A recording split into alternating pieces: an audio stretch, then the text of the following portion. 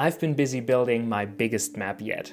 In the comments, some of you noted that LEGO maps tend to be a little smaller, at least my builds tend to be smaller as you need a lot of pieces to build, like the big maps that some of you might be used to using in Dungeons and Dragons. So I tried to expand my repertoire, I tried to build bigger maps, and in the past I've shared in videos ideas on how to make maps feel bigger, by including difficult terrain, by including height, but this time I wanted to go a step further. As my campaign takes place in a city, this time I wanted to build a street layout including houses. These houses are more fronts than they can be actually entered, so the fight shouldn't go in there, but they introduce like interesting places to hide or to explore for the players during a battle and also for the ambush to take place.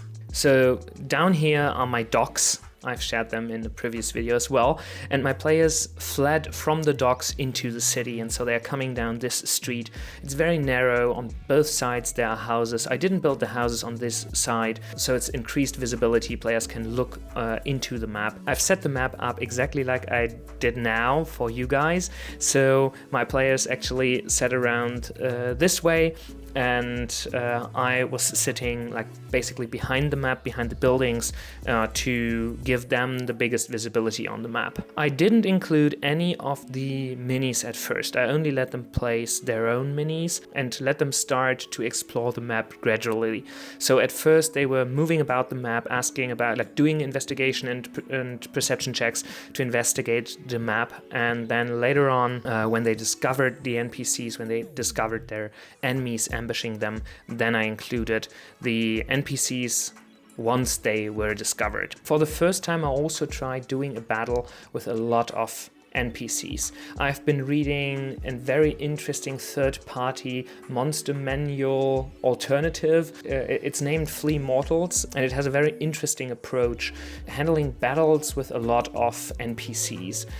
They are actually very easy to kill, very easy to run, so they just increase the amount of parties on the board, making the battles feel bigger, feel more important. So I'll give you a quick overview of what's happening here. So the players are entering from here, as I said, and on their side there is the first building.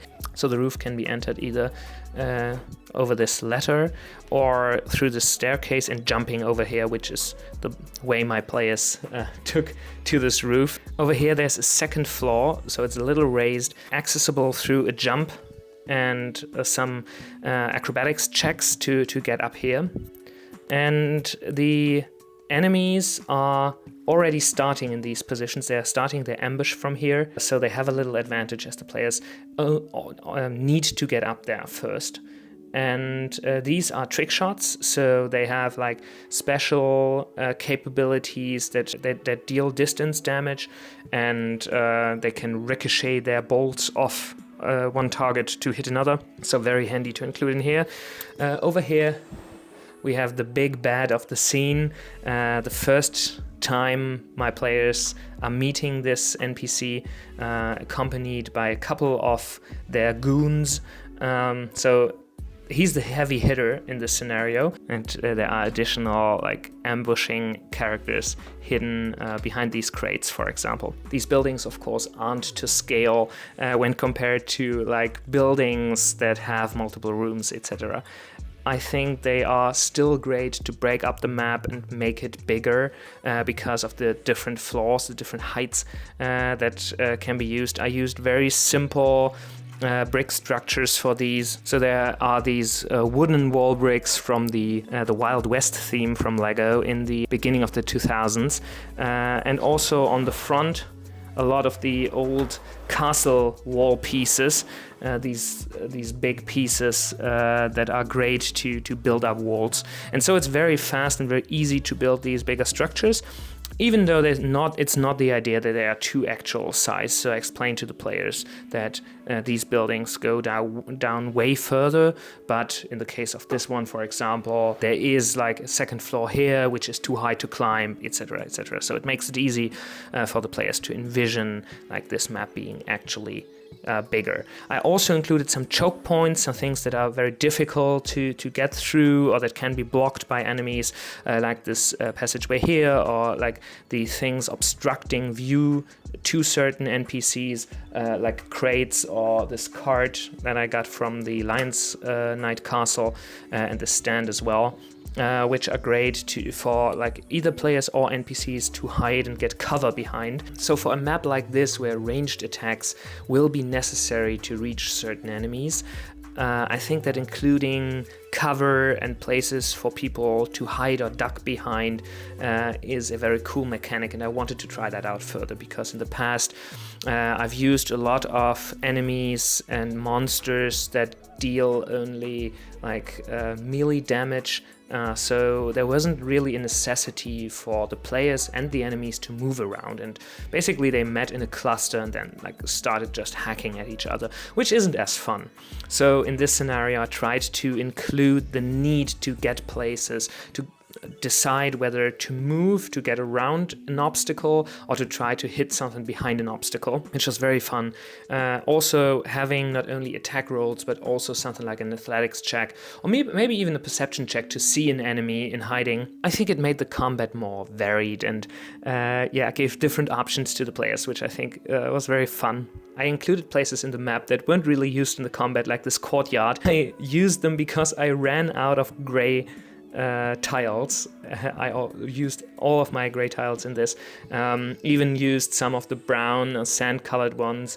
A little sneak peek, there are some darker ones in here that I'll be like reviewing in a few weeks. But this courtyard, I was able to use some green pieces that I still had a lot of, so to increase the size of the map I included that. Players didn't get really around to exploring that, as they already had discovered the hiding characters in between the alleyways, so there wasn't really a necessity to go down here, and a lot of the fight was happening up front here. To expand a little further on the mechanic of using a lot of NPCs. My party is level 5 right now, and there are 4 players. We have a magic user, we have a rogue, a cleric, and a fighter, so very traditional, very standard setup. Everybody has ranged attacks, so either crossbows or spells or stuff that gets them to hit targets that are further away, but some of them are really heavy hitters in the melee, when they are in melee, so there was really a necessity, at least especially for the fighter, to get around, and also because I used so many enemies, there was also a necessity to flee from being surrounded, for example for our sorcerer, so she didn't get like cornered and slain by close enemies. Flea Mortals, the book, introduces a interesting concept which is called minions.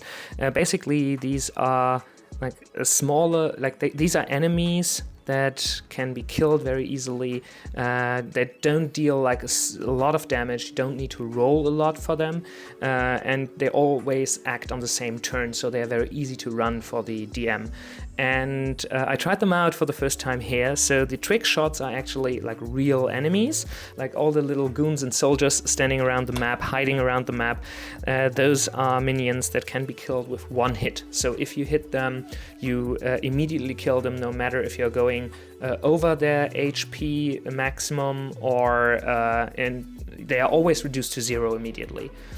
The idea is that if more of them are standing beside each other, if you're going above their HP, you can kill the next one as well. So you're slashing through them, which can lead to very epic battles. And they are super easy to run.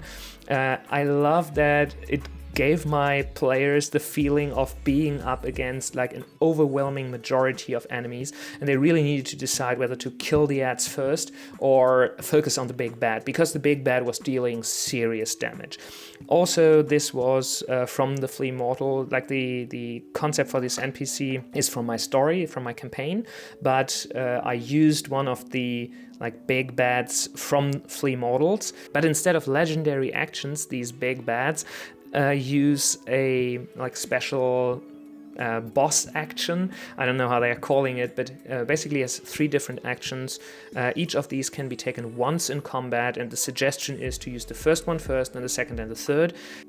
They also fit well with the placement in the combat. So one is a big opening attack that like gives the players the feeling like, okay, this is not my typical monster, this is not my typical fight. There's something that's like serious happening. The second one is like mid-combat, like really turning the tides if the players started dealing serious damage for the NPCs, for the enemies to get back at them. And the third one is like a last rallying action where they can have like this last big struggle against the big bad. And with how combat goes, I didn't really get to like using them throughout the fight as I intended, but I needed to rush the second and the third a little as the fight was ending sooner than I had expected. Still, the fight was very impactful and had a lot of tension, which I loved. So a fun way to test that concept in this setting, and I think that the map layout really helped being a little more tactical. For my next maps, I might go even bigger because I got a lot of new tiles. If you want to see a sneak peek, check out the community post I did where I shared my idea for the next tiles I'm going to build. So I'll let you know how that goes, and I hope you enjoyed this idea for a big map using modular Lego tiles. Let me know in the comments what maps I should build next, and maybe you have some ideas or suggestions on how I can improve on my designs. Looking really forward to your feedback because it's been super valuable. For example, for my new tiles, I shared some concept ideas I had with you guys, and I got very valuable feedback on what you liked, what you disliked, and it helped me also decide on the final design, but also improve on my drafts. And I think I saved a lot of time and money through the help you gave me. So thanks a lot for everybody who chimed in and gave their opinion. And I'm really looking forward to hearing what you think about this map and also other concepts going forward. Thanks for being here, and I hope to see you in the next video. Bye.